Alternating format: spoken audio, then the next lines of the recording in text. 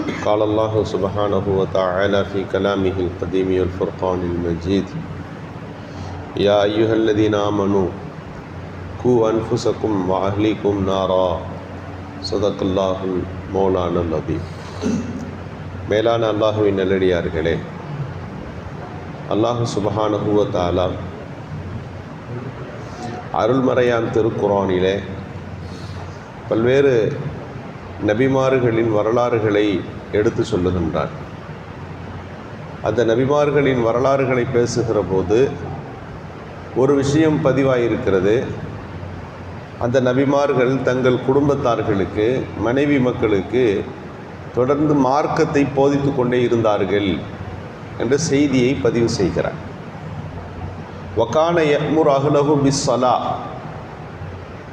ஹஜ்ரத் இஸ்மாயில் அலைஹிஸ்ஸலாத்தை சொல்லுகிற போது ஒரு வசனம் எப்படி சொல்லுகிறது?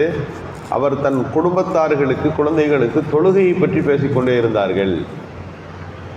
இங்கே நாம் புரிந்து கொள்ளக்கூடிய விஷயம் என்னவென்றால், குடும்பத் தலைவர்கள் குடும்பத்தில், மனைவி மக்களிடத்தில் மார்க்கம், தீன், ஷரியத், இஸ்லாமிய வாழ்க்கை நெறி இவைகள் வர வேண்டும், இருக்க வேண்டும், கடைபிடிக்கப்பட வேண்டும் என்கின்ற சிந்தனையோடு குடும்பத் தலைவர்கள் இருக்க வேண்டும் என்று இந்த செய்தி நமக்கு எடுத்து சொல்லுகிறது. இன்றைக்கி நம்ம வீட்டில் நம்ம பார்க்குறோம், வீடு சுத்தமாக இல்லைன்னா கோவப்படுவோம், சாப்பாடு சரியான நேரத்தில் வரலைன்னா கோவப்படுவோம், சாப்பாட்டில் உப்பு கூடிச்சுன்னா குறைச்சிச்சுன்னா நமக்கு ரோசம் வரும். ஆனால் வீட்டில் மனைவி தொழுகவில்லை, குழந்தைய பள்ளிவாசலுக்கு போகலை, மக்தபுக்கு போகலை அப்படின்னா நமக்கு அது ஒரு கோபம் வர்றதில்லை. அதை பற்றி ஒரு பெரிய ஒரு முக்கியத்துவம் நாம் கொடுப்பதில்லை. ஒரு 10th பரீட்சைன்னு வச்சுக்கோமே, பப்ளிக் பரீட்சை நடக்க போகுது, பையன் தூங்கிட்டு இருக்கிறான், நம்ம சாதாரணமாக விட்டுருவோமா? 10th பரீட்சை, பையன் செல்ஃபோனில் எங்கேயாவது உட்காந்து வேடிக்கை பார்த்துக்கிட்டு இருக்கிறான், அதை நாம் கண்டுகொள்ளாமல் என்னமோ அவன் பரீட்சை அவர் எழுதுகிறார், ஃபெயிலாக போகிறார், பாஸாக போகிறார் என்று நாம் யோசிக்க மாட்டோம். ஒரு அக்கறை வந்துடும், எழுப்பி விடுவோம், உட்கார வைப்போம், டீயை போட்டு கொடுத்து ஏன்னா படித்தா தானப்பா மார்க் வரும் என்று நாம் கேட்போம், இல்லையா? ஏனென்றால் நாம் தெரிந்திருக்கிறோம் பப்ளிக் பரீட்சையினுடைய மரியாதை என்ன, 12th பரீட்சையினுடைய மரியாதை என்ன. இன்ட்ரி போக வேண்டிய வேலை, இன்றைக்கி ஜாப் இருக்குது, எப்போ புறப்பட்டு போனால் போய் இன்ட்ரி போய் சேர முடியும். அவர் சும்மா சாதாரணமாக இருந்தால் நாம் விட்டு விடுவதில்லை, கவனம் எடுக்கிறோம். அவர் கேட்கலாட்டி நாம் முந்தி கொண்டு போய் அவரை போதித்து திருத்தி அதை நாம் அதற்கான முக்கியத்துவம் என்ன என்று சொல்ல வருகிறோம். ஆனால் நம் குடும்பத்தார்களிடத்தில் மார்க்கம் இல்லைன்னு சொன்னால், தொழுகலைன்னா என்றைக்காவது நாம் அந்த கவனம் எடுத்துருக்கிறோமா? சொல்ல வேண்டிய ஒரு பையன் வீட்டில் தூங்கிட்டு இருக்கிறார், சுபுக்கு டைம் ஆயிடுச்சு, எந்திரிச்சு போகவில்லையா என்று கேட்பது குடும்பத் தலைவர் மீது அல்லாஹ் விதித்திருக்கிற கடமை. கேட்க வேண்டும் நீங்கள். அது அவர் வழக்கம், வழிபாடு, தோளுக்கு மேல் வளர்ந்து விட்டார், இப்போ எப்படி போதிப்பது என்று நாம் நம் கடமையை தவிர்த்து விட முடியாது. எதுவரை சொல்ல வேண்டும்? அவர் கல்யாணம் ஆகி குழந்தை குட்டி இருக்குது, அப்பையும் உங்களுக்கு ஒரு மகன்தான். அவருடைய மார்க்க நெறிமுறை குறித்துள்ள செய்திகள் நமக்கு வேண்டும். நபிமார்கள் வாழ்நாள் மட்டும் போதிக்கவில்லை, மௌத்து நேரம் தன் குடும்பத்தார்களை எல்லாம், குழந்தைகள்லாம் உட்கார வச்சுக்கிட்டு என்ன செய்தார்கள்? வஸ்ஸாபிஹா இப்ராஹிம் அலைஹிஸ்ஸலாம் வசியத்து செய்தார்கள். யாக்கூப் அலைஹிஸ்ஸலாம் வசியத்து செய்தது. 2 நபியை சொல்லிட்டா ஒட்டுமொத்த நபிமார்களின் பாரம்பரியமே வந்துடும். இந்த 2 நபிமார்களை குறித்து பேசுகிற போது வஸ்ஸாபிஹா இப்ராஹிம் வனிஹி யாக்கூப் யா பனிய இன்னல்லாஹ் அஸ்தஃபா லக்குமுத்தீன், அல்லாஹ் உங்களுக்கு மார்க்கத்தை கொடுத்துருக்குறான். ஃபலா தமூத்துன்ன இல்லா வ அன்தும் முஸ்லிமூன், முஸ்லிம்களாகவே தவிர நீங்கள் மரணித்து விடக்கூடாதுன்னு சொல்லி தன் சந்ததிகளிடத்தில் கடைசி நேரத்தில் தீன் வேண்டும், உங்களுக்கு மார்க்கம் இருக்க வேண்டும், நான் மௌத்தாக போகிறேன், எனக்கு பிறகு உங்கள் வாழ்நாளில் மார்க்கத்தோடு இருக்க வேண்டும் என்று வாழ்நாளில் மட்டும் போதிக்கவில்லை, மரண நேரத்திலும் அவர்கள் சொல்லிவிட்டு போனார்கள் என்ற செய்திகளை எல்லாம் சொல்லுவதன் மூலமாக குடும்பத் தலைவர்களுக்கு அல்லாஹ் சொல்லி தருகிற செய்தி இதுதான். உங்கள் குடும்பத்தார்களிடத்தில் மார்க்கம் இருக்க வேண்டும் என்று நீங்கள் முயற்சித்து கொண்டே இருக்க வேண்டும். அல்லாஹ் நூஹ் அலைஹிஸ்ஸலாத்தை பற்றி பேசும்போது எவ்வளோ பெரிய ஒரு நிகழ்வை அங்கே பதிவு செய்கிறான். பெரிய வெள்ளம், சுனாமி எல்லாம் சொல்லுதோ அதெல்லாம் விட உலகம் அதுபோல் ஒரு வெள்ளப்பெருக்கை கண்டதில்லை.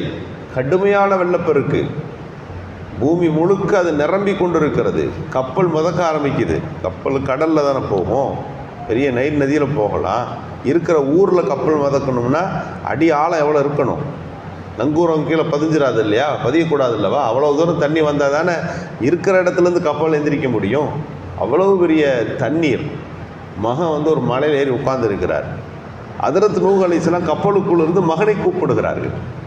இங்கே வந்திருப்பா, கப்பலில் ஏறியிருப்பா, ஈமான் கொண்டு விடுப்பா, நீ அல்லாஹ்வுக்கு பொருத்தமான அடியானாக நீ மாறிவிடு.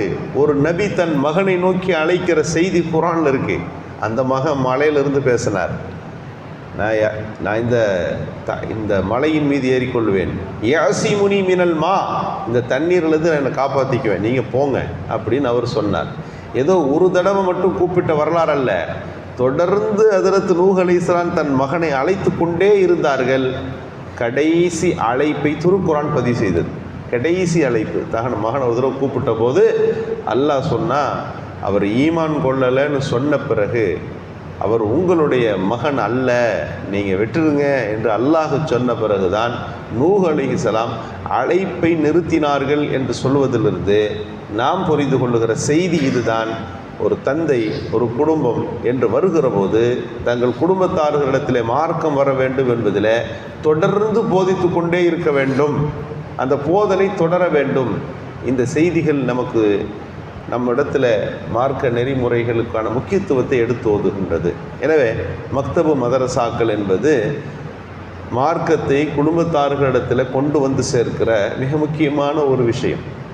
பெண்களுக்கு இன்றைக்கு அழகான முறையில் வயது வந்தவர்கள், திருமணம் முடித்தவர்கள், இன்னும் வாழ்க்கையினுடைய ஒரு பெரிய அளவுக்கான வயதை கடந்தவர்கள், இவர்களுக்கெல்லாம் கூட இன்றைக்கு மார்க்கம் கற்றுக்கொள்கிற சூழல் உருவாகியிருக்கிறது. அது போன்ற சூழல்கள் நமதூரிலே கூட இருக்கிறது.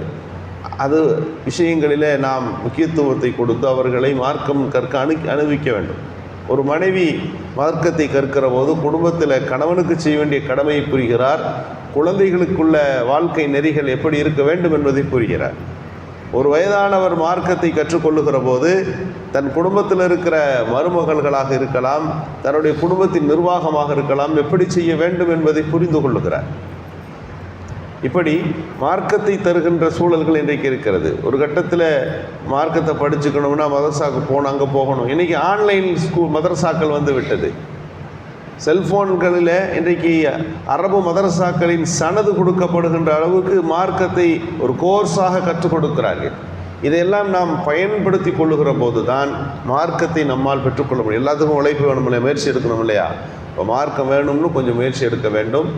இது போன்ற காலத்தில் மக்தபு மதரசாக்கள் ஆங்காங்கு துறக்கப்பட்டு கொண்டிருக்கக்கூடிய நேரம், நம்முடைய குழந்தைகளை மக்தபு மதரசாக்களுக்கு தவறாமல் அனுப்பிவிட வேண்டும் என்கின்ற ஒரு சூழல்களை பெற்றோர்கள் உருவாக்கி கொள்ள வேண்டும். மதரசாக்கள், மக்தபு மதரசாக்களுக்கான அந்த முக்கியத்துவத்தை நாம் புரிந்து கொள்ளுகிற போது தான் குடும்பத்தில் மார்க்கத்தில் குழந்தைகளிடத்தில் மார்க்கத்தை கொடுப்பதற்கு ஒரு நல்லதொரு சூழல்கள் இருக்கிறது என்பதை நாம் புரிந்து கொள்கிறோம். அல்லாஹு சுப்ஹானஹு வ தஆலா நம் கடமைகளை நிறைவாய் செய்கின்ற நல்ல தௌஃபீக்கை நல்குவானாக.